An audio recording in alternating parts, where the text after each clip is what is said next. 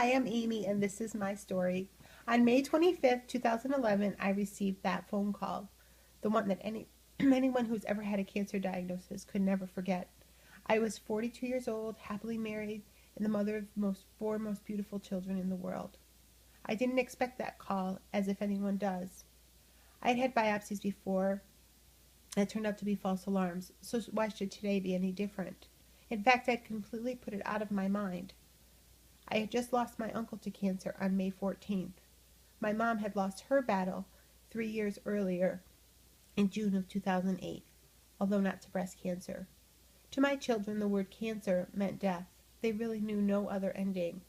So when I sat down with them to tell them my news, I knew that they would be scared and that they would be shocked. But reality hit me when my youngest son, who was 7 at the time, turned to me with tears in his eyes and said, "Mom, I'm going to miss you so much." In that moment, I knew that I had to do everything in my power to get through whatever I had to. I was so fortunate because my cancer was caught at an early stage, and I knew deep down that with treatment, my chances were good, that I could beat it and put it behind me. After 2 surgeries, I walked into the cancer center to talk with the oncologist about my treatment options. This was the same oncologist who had treated my mom, so it was familiar territory for me. After much discussion and some specific testing on my tumor, it was advised that I begin chemo and radiation. I knew it was what I needed to do. So on August 12th, 2011, I began chemotherapy.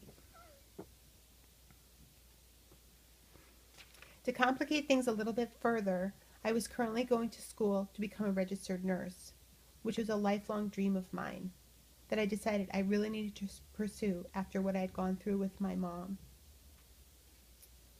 I had 2 more semesters to complete, and I really didn't want to quit.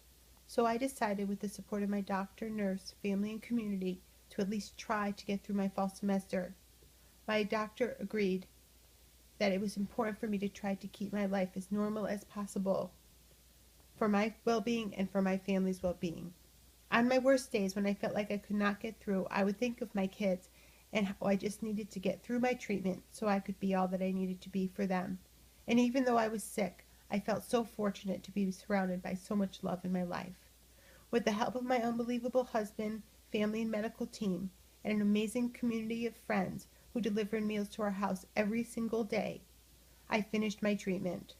I rang the bell at radiation on December 15, 2011, and took my final exam the next day. On May 24, 2012, one day shy of my diagnosis day, I graduated from nursing school. Today I work in a hospital, gaining experience every day so I can pursue my next dream of becoming an oncology nurse. I would love to help people with their journey in the way that which I was helped. I would love to touch the lives of someone in that way. I also stay active in my cancer community through the American Cancer Society, especially the Relay for Life. Living my cancer experience changed me in ways that I could never have imagined, and I thank you for your time today.